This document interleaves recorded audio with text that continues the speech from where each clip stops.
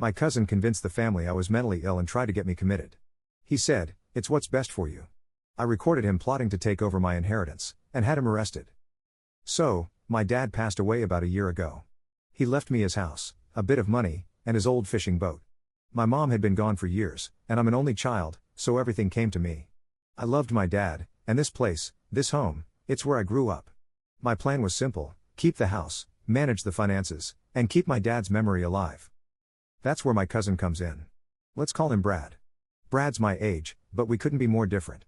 He was always the one getting into expensive schools, making flashy business deals, getting in over his head, while I was content with the quiet life. Brad's charm was his talent, his superpower, and he used it to get what he wanted, time after time. But his big ideas never lasted. He always burned through money like it was nothing and moved on. You get the picture. We didn't really have much of a relationship growing up. He was always off doing his thing, and I was just the quiet kid in the family. So, when he started showing up after Dad's funeral, I didn't know what to make of it. Brad wasn't exactly the checking in on family type. But there he was, showing up on my doorstep with bags of groceries, asking if I needed help fixing stuff, even offering to be there for me. At first, I thought maybe he felt bad about how he drifted away from the family, maybe he was trying to make things right. Then, over time, he started making these weird little comments. Subtle things, almost too casual. "Hey, you look tired. Are you sleeping okay?" Or, "You remember what you said last week? Oh. You don't? Huh." He'd throw in this concerned look, like he was worried about me, but it felt off. Something just didn't sit right. I started brushing it off as him being a little overprotective, but the comments kept coming. At one point, he mentioned that it must be hard for me to manage the house all on my own. He'd casually say, "I mean, with everything you've been through, it's gotta be tough to stay on top of things." Then he'd let it sit there, not adding anything, just waiting to see if I'd agree or admit I was struggling. I didn't give him the satisfaction. As time went on, he got bolder. He started telling other people in our family that he was worried about me. That I seemed not myself. A cousin at a family gathering even pulled me aside to ask if I was doing okay because Brad had mentioned I might be having a hard time. I assured them I was fine, but it was clear that Brad was sowing seeds. I started realizing he was putting something in motion, some story he was trying to build. Then, one day, he came over with a binder full of brochures. He sat down, smiling, and handed them to me like it was no big deal. I looked down and saw they were all about mental health facilities. Not even local ones, either. Some were halfway across the country, places I'd never even heard of. He went on, talking about how these facilities were for people who needed a break, people who needed help with their problems. He said it like he was talking about going on a vacation. The word facility hit me like a ton of bricks. I looked at him and asked, "What are you saying, Brad?" And he gave me that same fake concerned look and said, "I'm just trying to help, that's all. You're going through a lot, and it's okay to need a break. You don't have to do this alone." He sounded so sincere, but I could feel the calculation in his words. I told him I didn't need his help and walked him to the door. That should have been the end of it, but it wasn't. He started showing up more frequently. He'd make comments about how I looked like I hadn't been sleeping or that he noticed my car parked slightly differently from how it usually was. Always these tiny, strange remarks. I caught him talking to neighbors a few times, casually dropping into conversation that I was not quite myself lately or seemed to be having a tough time. It was like he was weaving this narrative in the background, making sure everyone in my life saw me through the lens he wanted. It reached a breaking point when he told our family he thought I was becoming a danger to myself. Yes, that's right. He told them he thought I was going to hurt myself, and he was genuinely scared for my safety. Apparently, he'd been talking to family members behind my back for weeks, setting up this story that I was losing it. When I found out, I was furious. I confronted him, told him to stop meddling, but he just smiled and shook his head, saying, "I'm only looking out for you. It's what's best for you." At that point, I knew he was up to something. I started paying attention, like really paying attention, to everything he did and said. I even stopped drinking coffee, cut out all the little things that could affect my memory or make me less sharp. I knew I needed to be on my toes. Then I noticed him starting to take pictures around my house. Just random things, my living room, my kitchen, even a couple of photos of me when he thought I wasn't looking. He'd snap a picture and say, "Oh, just documenting the family home, for memories." But I knew it wasn't innocent. So, I decided to get a little insurance of my own. I set up my phone to record whenever he came over, making sure I caught every word he said. I didn't know what he'd say or if it would be useful, but I knew he was up to something, and I was done playing nice. Then came the day I caught him red-handed. He came over, all smiles, holding a folder. He sat down and went on about how concerned he was, how he didn't know if I was okay.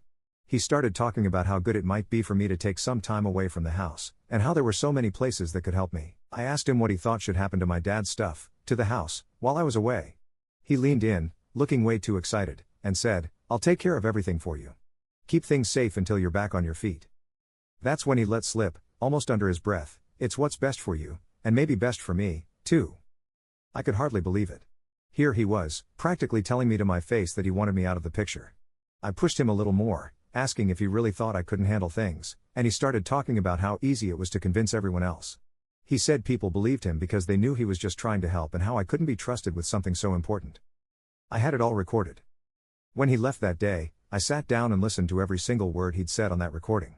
I had it all, the lies he'd told my family, the hints he'd dropped about my unreliable behavior, even the way he'd laid out his plan to convince everyone that I needed to be taken care of. Alright, here's where things really start to take off. I'd been patient long enough. Brad thought he could play me, make everyone think I was losing my mind, and then swoop in to claim everything my dad had left me. But he didn't realize that I had his entire plan recorded, his fake concern, his scheme to push me into a facility, all of it. First, I needed backup. I took the recordings and went straight to a lawyer. I figured I'd need someone who knew the law better than I did because Brad wasn't going to back down easily. My lawyer listened to the recording, and he looked like he'd just found gold. He told me we had more than enough to stop Brad, and we could even take legal action against him. He'd been building a false case against me, manipulating others to think I was unfit. This wasn't just family drama, it was fraud, harassment, and possibly even elder abuse given he was targeting me as a vulnerable family member. With my lawyer's help, I filed a formal complaint against Brad. We sent letters to everyone Brad had spoken to, our family members, the neighbors, even my doctor, explaining what he'd been trying to do to me. My lawyer advised me to stay quiet about it, let things play out, and wait for Brad's next move. So I kept things looking normal, just in case he thought he still had the upper hand. Then came the showdown. One day, I got a call from Brad. He was in his usual smug tone, saying he wanted to come over and check in on me. I could tell from his voice he thought his little plan was working, that he was close to getting what he wanted. So I played along, told him, "Sure, come over." I made a pot of coffee, set up my phone to record again just in case, and waited. Brad showed up with this big, fake smile, and he went straight into his concerned cousin act. He said he'd been talking to the family and that everyone agreed it was time for me to think about a facility. He didn't know I'd already spoken to everyone and told them the truth. Brad was still trying to convince me he was helping me, even though he knew I wasn't buying it. Finally, I looked him in the eye and said, "Brad, I know what you're doing." He tried to brush it off, but I wasn't playing anymore. I told him I had every single word he'd said recorded, and that I'd spoken to a lawyer. I could see his face drop. He stammered, trying to backtrack, saying he didn't mean it like that or that I'd misunderstood him. But I didn't let him talk his way out of it this time. Then, just as he was trying to save face, there was a knock at the door. I'd invited my lawyer and a police officer over. I had a case against Brad, and they were there to serve him with legal documents, making it clear he was being formally charged with harassment and attempted fraud. Brad's face turned white as a sheet. He tried to laugh it off, saying it was all a big misunderstanding and that he was only doing what was best for me. But the cop wasn't buying it. He told Brad he'd heard the whole recording and knew what Brad was up to. Brad had to leave with the officer, his plan completely blown. He looked back at me, and for the first time, I saw genuine fear in his eyes. He knew his charm and manipulation wouldn't get him out of this one. Over the next few weeks, I watched as everything he'd built up came crashing down. He'd not only lost the family's trust, but he was facing real legal consequences. The family cut him off entirely, neighbors stopped speaking to him, and his reputation was ruined.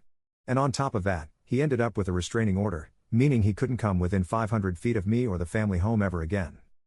As for me, I stayed in my dad's house, just like I'd planned all along.